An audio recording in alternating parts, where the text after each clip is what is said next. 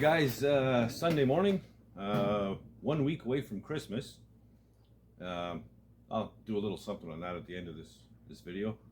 But if you ask me what I would like for Christmas, I would like to get to 1,000 subscribers. I'm 25 short right now. So, if you haven't already, please subscribe. And if you have subscribed, tell a couple of buddies or chums or whatever. Spread the word. And yeah, 1,000 by Christmas would be would make my Christmas grand. Anyway, lots of stuff going on. I'm on the bodywork on the cab. Like I said in the last video, I want to get this thing ready to put back on the frame. The water pump that I ordered on Friday is on its way. It's on the truck. Apparently it should be here any time. So the correct water pump, that is. So I can get that painted, get that on.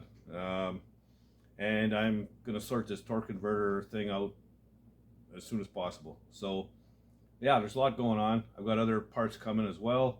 And might as well just get right to it, man. Okay, so I just put some mud on the truck, and I started thinking about this thing again. So I know it seems like I'm obsessed with torque converters, but I just want to get this off my plate. I want to get it done. Anyway, this is the torque converter I've had from the beginning. I put it on. I'd even painted it red and all that stuff. And it was rubbing against the flex plate, and you can see where it was rubbing, right? You can see the scuff marks there. So, right away I'm thinking, oh, I've got the wrong converter or whatever. Yeah, well, it turned out to be whatever. So the flex plate, this one here, this was the one that was just on the truck. I just took it off and put another one on. The other one, they're different. They have different dimples and all kinds of different things on them. Just slight. They're the same size around and everything, but they're different. The one that I put on the truck, that one, that came off of a 73 Nova. It was the same stamping block as this one, and it also had a turbo 350. I drove that car home before I stripped it down and junked it, so I knew everything worked. So I know that that's the proper flex plate, guaranteed. And when I swapped it out, I took some measurements, with a straight edge and whatever on both here, and I picked up 1/8 of an inch of clearance. So I think the whole problem was the flex plate. But because I was a dummy and jumped to conclusions, I spent all that time looking for a torque converter that I probably don't need. Now, I haven't tried it yet. I'm going to put it together, see if everything works, and if it does, I'm golden. But I'll let you know how I made out. Okay, so before I show you what I got, I just want to show something real quick here, because I think I know what happened now. This is a brand new flex plate. It's for a 400 crank. I want to build a stroker down the road. So it's brand new, never been on an engine, and it's laying on the floor. Think of the floor as the engine. So, it sits on there flat. There's no movement, nothing. This one is the one that was on there. So check it out. It's warped all over the place. And about 1/8, which is what was screwing me over. So I think what happened was, these things will stick on there. They'll seize on here in the center part, and they can be a real bitch to get off. I don't know where this came from, what it came off of. It came in a bunch of parts I got with an El Camino. And I think what happened was, whoever took it off, it was stuck on there.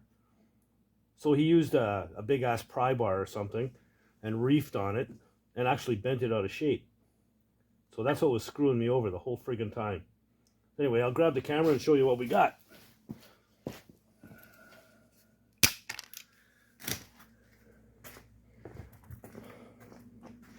It's in. A little bit of thread locker on the flex plate. Bolted it in. Put the transmission up to it. And if you reach underneath, you can hear it. The torque converter is spinning freely. No binding, no noises, no nothing. Got it. So yeah, you know, between that stupid thing and the stupid thing sitting on top of my neck, it almost cost me $400. So, you know, when you're fastening two things together, it could be either one that's wrong if it's not fitting. So check them both. So anyway, I got away with spending nothing on that. So now tomorrow morning, I'm going to pick up the drive shaft. It's should be ready. I'll find out first thing in the morning, and I'll pick up a few other things that I need. And yeah, we'll carry on. Okay, Monday afternoon, I've been running around pretty much most of the day. Picked up this drive shaft. Sure is pretty, isn't it? Yeah, tried it out. They made it shorter than what I'd asked for. Honest mistake. The guy at the shop measured the shaft that I brought in. I don't know if he wrote it down wrong or what. But anyway, I got off the phone with him. Told me to bring this back, and he'll make me a new one. So I did try it in place and took some more measurements and make sure I got it bang on. So yeah, I'll drop it off in the morning. He said he'll fix me up in a couple days. So that's the way that is. Good thing I have plenty of other things to do, and it's not going to hold me up. But I feel bad for the guy, you know, shit. But, you know, $500 for a drive shaft with taxes and everything. Yeah, it's got to be right on. Okay, so it's Tuesday morning. Early. I just got back from the drive shaft shop to bring that drive shaft in. He's making a new one up for me. It's supposed to be ready Thursday. But anyhow, you know, it was kind of funny. Yesterday when I called the shop, the guy's name is Les, the guy that runs the place. And, you know, girl answers the phone. I said, hi, would Les be in? And she says, pardon me? Can I speak to Les, please? She says, oh, sure, just hold on. I guess she thought I was calling her names or something, but anyway. Yeah, so I'll get the drive shaft on Thursday, so that's not bad. So I'm going to take a minute to talk about oil because I got a delivery last night as well. When I did the engine, Vortec engine in my 50 Ford, for break-in oil I used Royal Purple, and that was about a year and a half, maybe a little bit longer. You know, read good things about it and stuff. So at that time it was $20 a quart, so you know, $100, which I thought was pretty pricey at the time, but you know, it's supposed to be good stuff, and so I went ahead and put it in. And I was going to do the same thing with this thing. Now I went on Amazon and it is $50 a quart. No chance, not happening. I'm not paying, you know, $250 plus tax, $280 for oil that you're going to run for a short period of time, dump out, and put in regular oil. That's crazy to me. So I started looking at other things. You know, got to be another way. Either cheaper oil or an additive or whatever. So anyway, found this stuff. It's made by Comp Cams, and it's a 12-ounce bottle. It's got all the stuff in it. You just add it to regular oil. Doesn't matter what kind. You just add it in, and you've got all the stuff you need to break in your engine. It's $40 for a bottle, 12-ounce bottle. And I went and bought a, you know, just a regular jug of oil at Princess for $30. So, you know, do the math, 30 and 40, that's $70. That's 1/4 of what it would have cost me to do Royal Purple. Comp Cams, all the interior guts in this thing, the cam, the lifters and springs, timing set, all that stuff is all Comp Cam stuff. They swear by this stuff. And as far as I know, Comp Cams is part of the Edelbrock group of companies. So if it's good enough for Vic Edelbrock Jr., it's good enough for me. So yeah, that's what I'm going to go ahead and use. And like I said, Comp Cams backs it up, and it's their stuff that's in the engine. So I'll document it, of course, and just in case. But all good. So that's where I stand on oil, and that's my little blurb on oil.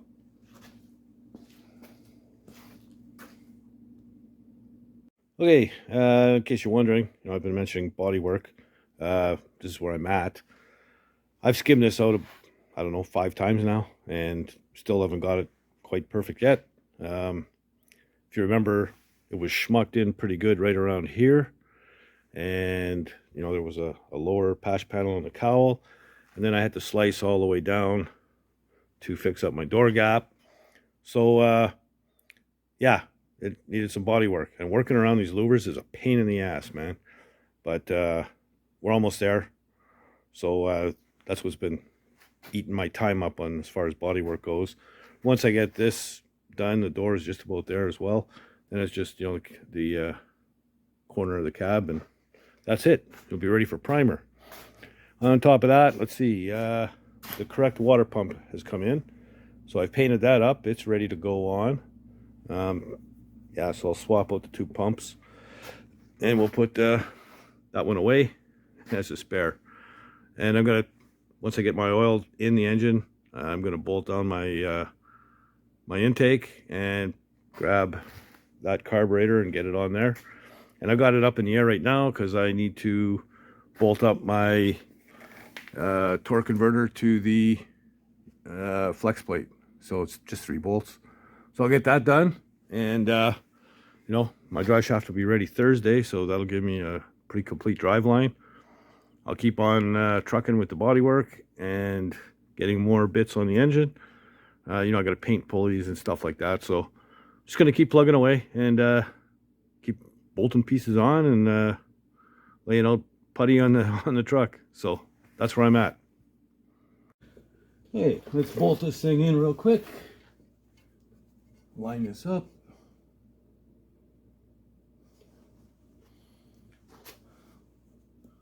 Put a little bit of thread locker on.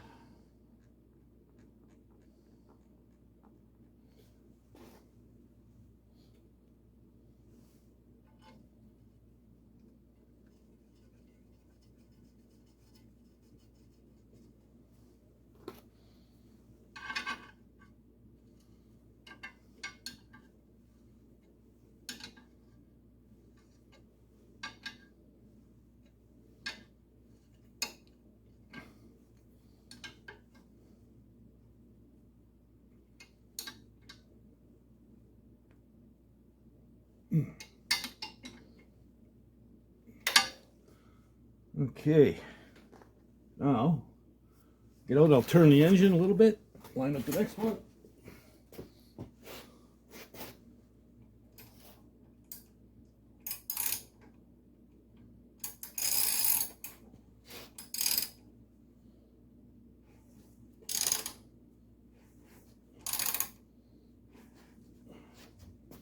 Should be close. And there it is. Thread locker.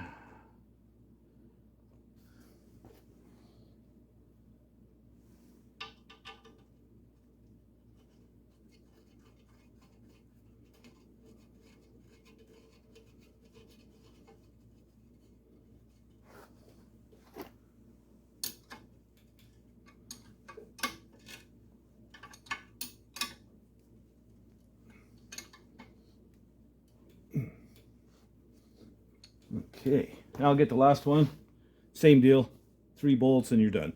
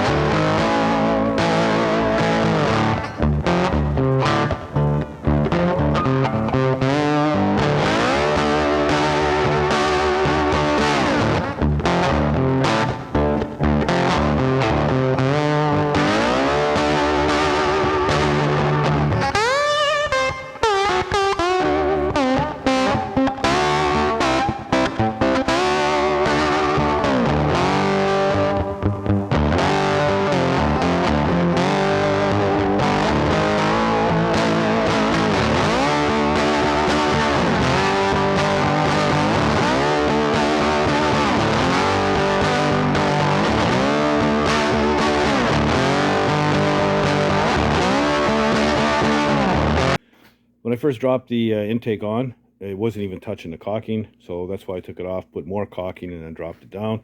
You know, a couple of these bolts are a bitch to get a socket on because of the height here, you know. And this one here, is it this one? Yeah, this one here was really, really tight. But I did manage to get it. I used thread sealant on all of them just to be safe. And, you know, you start from the middle and work your way out. They tell you to go 20 foot-pounds once and then put it up to 30 foot-pounds and go over it again in a crisscross pattern, like I said, from the middle working out. So it's in, and that's good. I was going to put my water pump on, but the damn thing is still tacky. That engine paint takes quite a while to set up, but oh well, it is what it is. So I'm going to carry on with other stuff, and yeah, and I did get a delivery today, so kind of cool. I'm going to go over that in a second. Okay, so I ordered my steering column December 2nd, and I was expecting it Monday. They said it was on a truck on its way here, be here by 8 p.m. That was Monday. Today's Wednesday, and it's still not here. I did some tracking, and this one, our postal system has it, Canada Post. Yeah, they don't ship packages. They just bring you a tag saying, hey, you can pick it up at the post office. Well, if they're going to bring you a tag, why don't they just bring you the damn package? I don't understand this. This is stupid. So anyway, I got my tag. I got to go get it tomorrow. But I did get my rad, which I ordered December 14th, almost 2 weeks later, from the same area, California. It's a really nice piece, you know. Aluminum 3-core. You got your spots for your transmission cooler lines. Even comes with the rad cap, the whole bit. Real nice piece. Steal of a deal. $300. Like, I mean, a steal of a deal. And it also came with, you know, bubble wrap, so it'll keep my kids amused for hours. Anyway, yeah. So I'll pick up the steering column tomorrow, at the same time as I'm going to pick up my drive shaft, and yeah, we'll just carry on. That's about all the time I have for today, but I've got one little Christmas thing to do that I pre-recorded, and I'll get you on that right now. Okay, a little Christmas thingy. I'm going to make this up as I go along, so bear with me. 'Twas the night before Christmas, and all through the shop, nothing much was happening. The day was kind of a flop. So you hung up your work socks by the compressor with care, hoping the Amazon guys soon would be there to bring you your parts to finish your truck. If you don't get them soon, you'll surely be fucked. In the house with the kids, your patience is thin. Drag your sorry ass out to the garage and start building something. Cheers, everyone. Merry Christmas.